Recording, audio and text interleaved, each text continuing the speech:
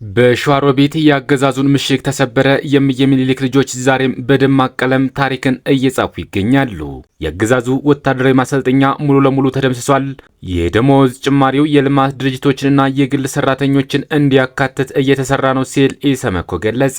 በመንግስት የጸጥታ ኃይሎች የሚፈጸመው አፈና ተባብሶ የቀጠለ ሲሆን ይህ የመንግስት አካሄድም አገርን የሚያፈርስና ወደ ጥልቁ የሚወስድ ተግባር መሆኑ ተገለጸ። በኢትዮጵያ የሽግግር ፍትህ ሂደት ባለበት መቆሙና የሰብአዊ መብቶች አያያዝ እንዳሳሰባቸው 42 አገሮች ለተመድ አስታውቀዋል። እስራኤል ሌላ ዙር ጦርነት በኢራን የመክፈት ዘመቻ ላይ እንደሆነች አሳውቃለች። ከመጨረሻው ድረስ አብራችሁ ስትቆዩ እነዚህና ሌሎች ያልተሰሙ መረጃዎችን በዝርዝር እናስደምጣችኋለን። በሸዋሮቢት የአገዛዙን ምሽግ ተሰብሯል። የሚኒሊክ ልጆች ዛሬም በደማቅ ቀለም ታሪክ እየጻፉ ይገኛሉ። በዛሬው ዕለት የአፋር ሸዋ ጠቅላይ ግዛት እዝ ቃኝ ኃይል የሆነው ጀግናው ንስር ሻለቃ በሸዋሮቢት ከተማ ውስጥ በዋንዛ 07 ቀበሌ በመሸገው የአገዛዙ ጥምር ጦር ዙሪያ ሌሊቱን ሰርጎ በመግባት የጠላትን ኃይል በተኛበት ሙትና ቁስለኛ አድርጎታል።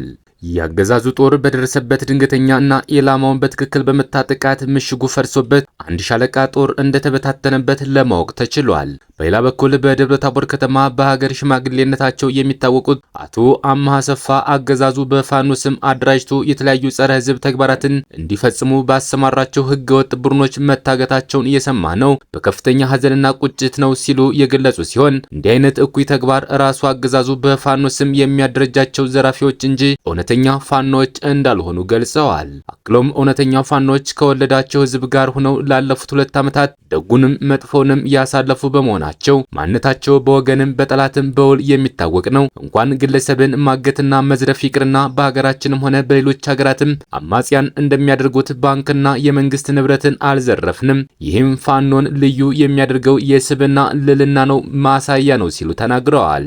በሌላ መረጃ የአገዛዙ ወታደራዊ ማሰልጠኛ ሙሉ ለሙሉ ተደምስሷል። በሰሜን ወሎ ዞን የአገዛዙ ጃራ ወታደራዊ ማሰልጠኛ ካምፕ በባለሽርጡ ክፍለ ጦር ሙሉ ለሙሉ የተደመሰሰ ሲሆን የብልጽግናው ሰራዊት በመቶዎች ሙት በመቶዎች ምርኮኛ ሆኗል ተብሏል። በዚህ ጥቃት በወታደራዊ ማሰልጠኛ ካምፕ ውስጥ የነበሩ ሰልጥነው የጨረሱና ገና በስልጠና ላይ ያሉ ምልምል የሚሊሻ አባላት ሙሉ በሙሉ ሙትና ምርኮኛ መሆናቸው ተሰምቷል። የደሞዝ ጭማሪው የልማት ድርጅቶችንና የግል ሰራተኞችን እንዲያካትት እየተሰራ ነው ሲል ኢሰመኮ ገለጸ።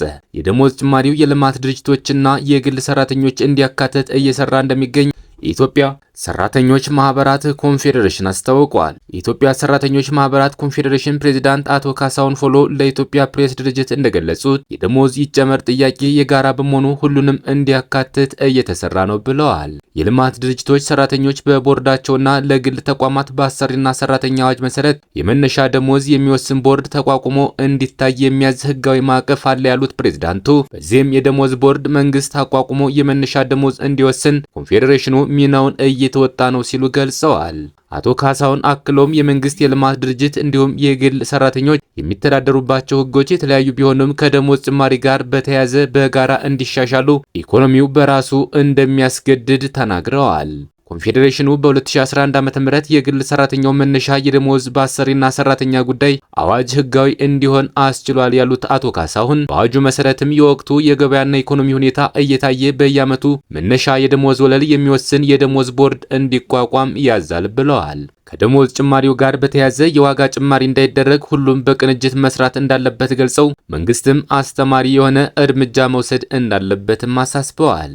በሌላ መረጃ በመንግስት የጸጥታ ኃይሎች የሚፈጸመው አፈና ተባብሶ የቀጠለ ሲሆን ይህ የመንግስት አካሄድም አገርን የሚያፈርስና ወደ ጥልቁ የሚወስድ ተግባር መሆኑ ተገለጸ።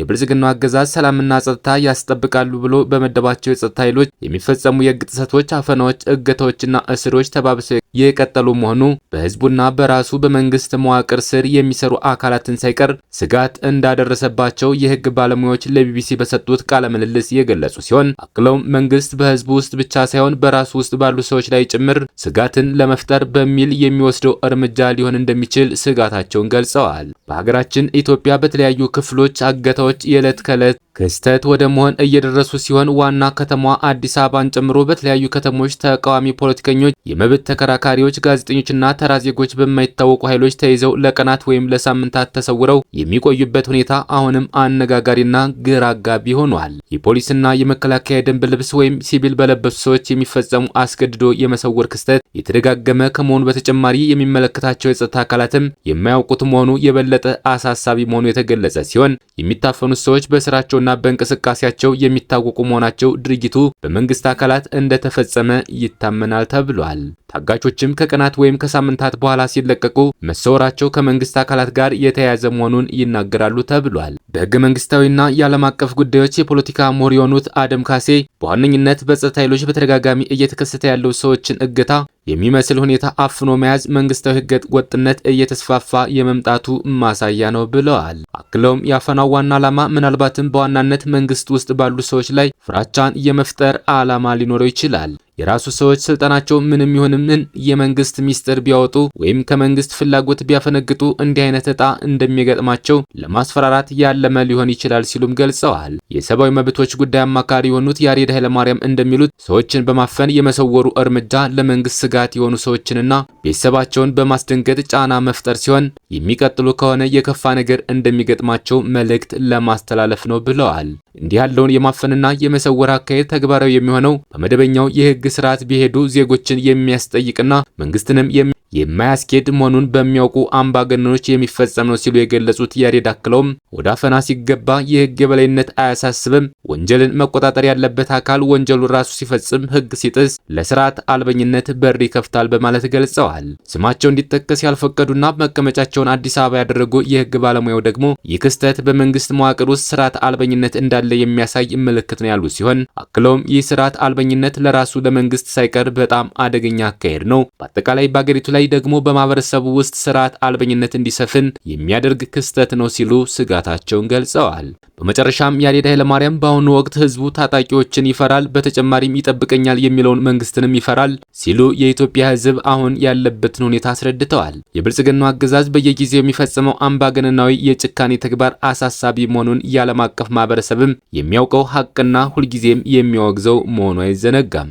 በሌላ ዜና በኢትዮጵያ የሽግግር ፍትህ ሂደት ባለበት መቆሙና የሰብአዊ መብቶች አያያዝ እንዳሳሰባቸው 42 ሀገሮች ለተመድ አስታወቁ። የኢትዮጵያ መንግስት በበኩሉ የተመረጡ ፖለቲካዊ ይዘትና የአንድ ወገን የክፋት ዓላማ የያዙ ትርክቶች ናቸው ሲል አስተባብሏል።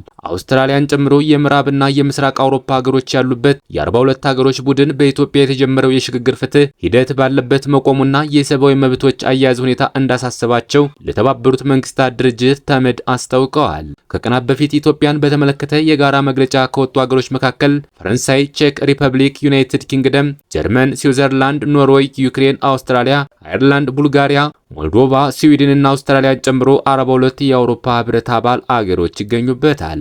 በዚህ ጉባኤ ኢትዮጵያን በተመለከተ የሰብአዊ መብት ሁኔታ አሳሳቢ መሆኑን አገሮቹን ወክሎ ሪፖርት ያቀረበው የአውሮፓ ህብረት በኢትዮጵያ ያለው የሰብአዊ መብት ሁኔታ እንዳሳሰበው ገልጿል።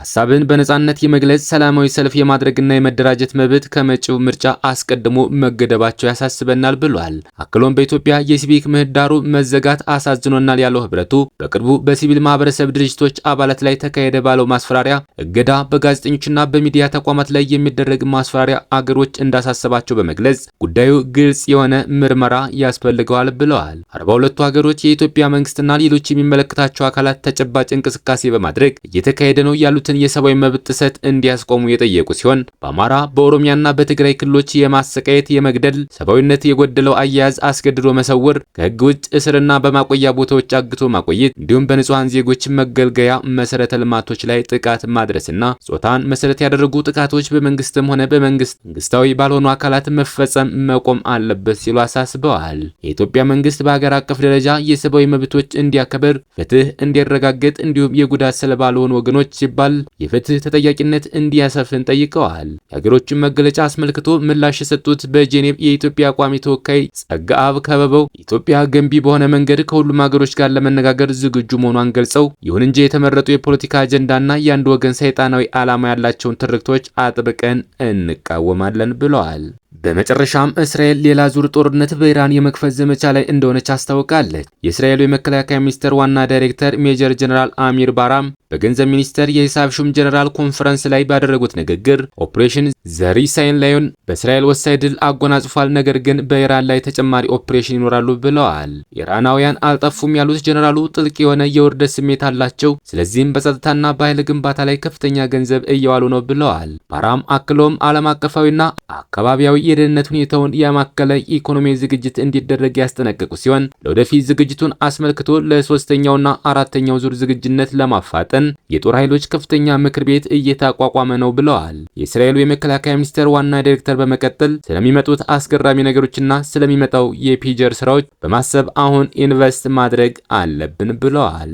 ክቡራትና ክቡራን የቻናላችን ቤተሰቦች ለሰዓቱ ያዘጋጀናቸው መረጃዎች እነዚህን ይመስሉ ነበር። በሌላ የመረጃ ሰዓታችን እስክንገናኝ ድረስ የዩቲዩብ ቻናላችን ሰብስክራይብ፣ ሼር እንደዚሁም ላይክ እያደርጋችሁ ጠብቁን። ቸር እያገናኘን መልካም ቆይታ